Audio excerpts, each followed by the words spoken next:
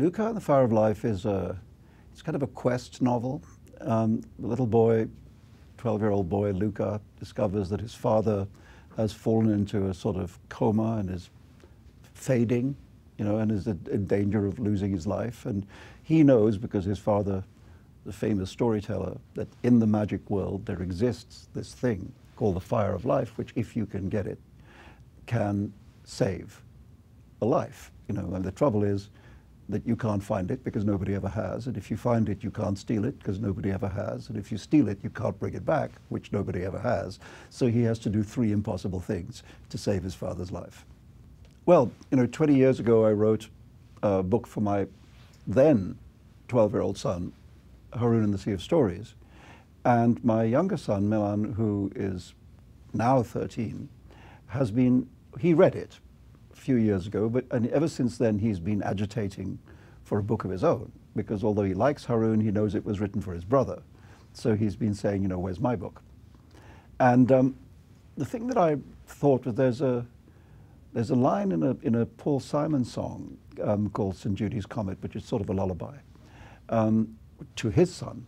And he writes in the song, he said, "If I can't sing my boy to sleep, it makes your famous daddy look so dumb." And I thought, well, there's a truth in that. You know, if you're a songwriter, you should be able to write a lullaby. If you're a writer, you should be able to write a story that your own child would like. You know, so I set myself that task for the second time. And what I felt is that I didn't want it to be a repeat of the first book. You know, I think there's no reason to go back to the Sea of Stories. You know, when Lewis Carroll wrote Through the Looking Glass, he didn't return to Wonderland. You know, he went somewhere else. And so for me, the question was, where else? What's another imaginative world to go to? And why would we go there? You know, and so that was the questions out of which the book came. I mean, I have to say that the response I had from readers to Haroun and the Sea of Stories was probably the most enjoyable response I've ever had as a writer. You know, the kind of letters I got both from children and from adults, were just the most entertaining that I ever got.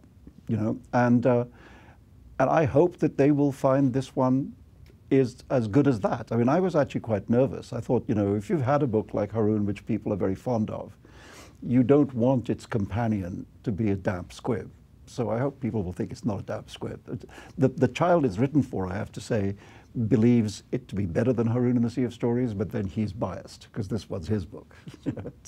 So I'm not exactly sure what's new, but I mean, I think, you know, there's a sense that people sometimes have about literary novelists, that the books are in some way impenetrable and dark and complex and so on. And I mean, I think the great thing about writing in this way, writing a sort of fable, is that the language of a fable is always very clear, you know, and the manner of the fable is also, I mean, it can be playful and fantastic and antic and so on, but it's essentially a very simple way of telling a story in order to say things which aren't necessarily simple. Because, you know, the book is at one level about life and death. It's about whether a child will save his father's life, you know. And there's even a figure, a sort of villain figure in the book, which is a kind of death figure who accompanies him on his quest. But the manner of the book, I think, is I hope, very light and playful and funny. So I hope people will enjoy that. Well, I think the interesting thing about the video game is that in many of them, they use actually a very ancient form of storytelling, which is the quest, you know, and they make it into something modern and fun, you know. But the classic form of the quest is that you have to overcome an obstacle, and when you overcome the obstacle, there's a bigger obstacle that you have to overcome, and behind that there's a bigger mountain. You know, I mean, to use a classical example, when Beowulf comes up against the terrible monster Grendel and slays the monster, the next thing he has to do is to fight a monster 10 times as frightening, which is Grendel's mother. You know? So, and I'm sure that people devising video games are very well aware of the structure of the quest myth, you know, and build their games as modern versions of that. So then if you're going to write a novel about a boy on a quest, the video game is quite a natural format, you know, because it actually is already in itself borrowing from the ancient tradition, but making it modern. And that's sort of what I wanted to do too. You know, I think it's very early to tell what the impact of all this whole new world is going to be on literature. I mean, I can guess at certain things, you know, because there's one of the things that you can do on the internet which you sort of can't do in volume form, which is to tell a story sideways, you know, instead of telling it from beginning to end. You can have alternate versions. You can have, you know, forking paths.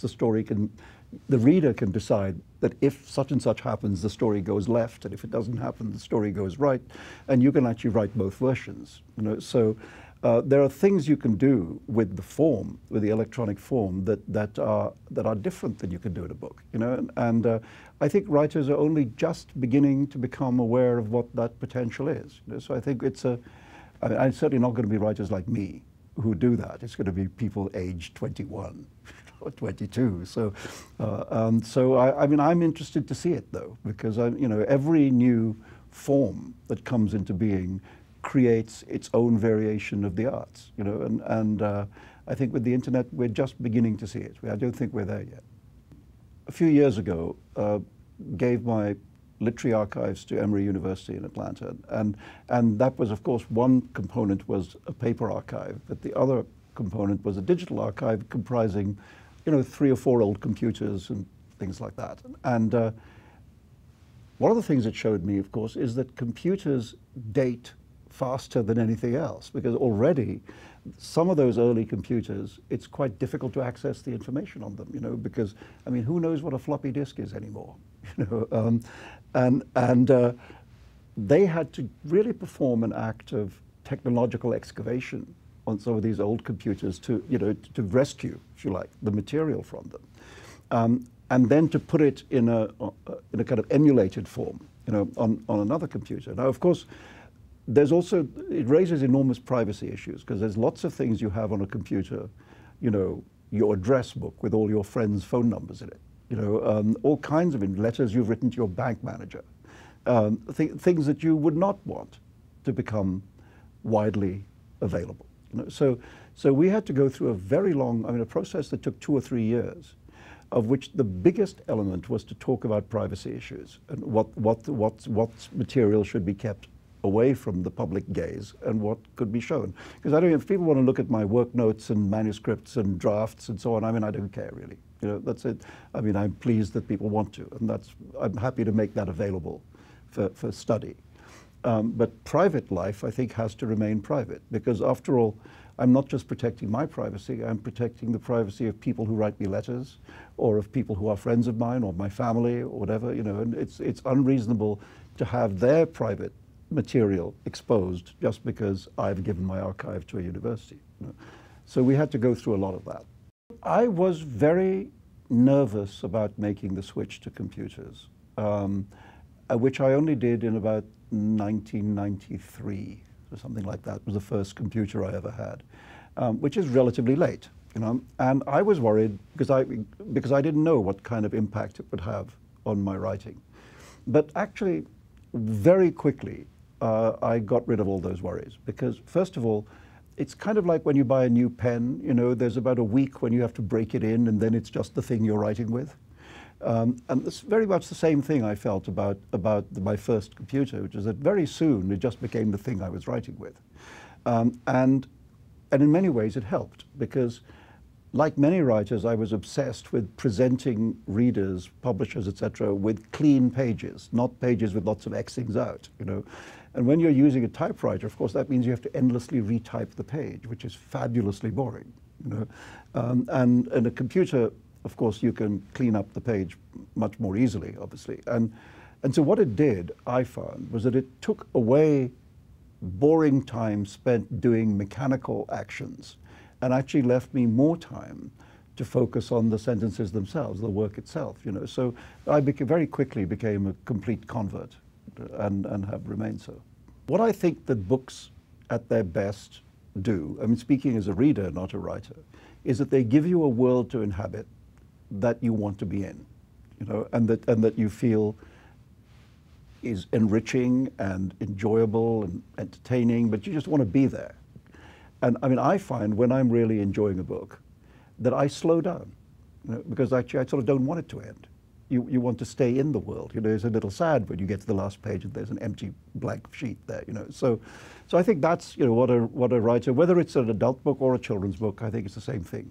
I think you're trying to create a world where the reader wants to be for a while, and in that world you want to tell them, you know, the best story you can, and I hope that people will have that feeling, you know, that they'll enjoy being there and that it'll be entertaining and provocative and make them laugh and scare them and, you know, all the things that books should do.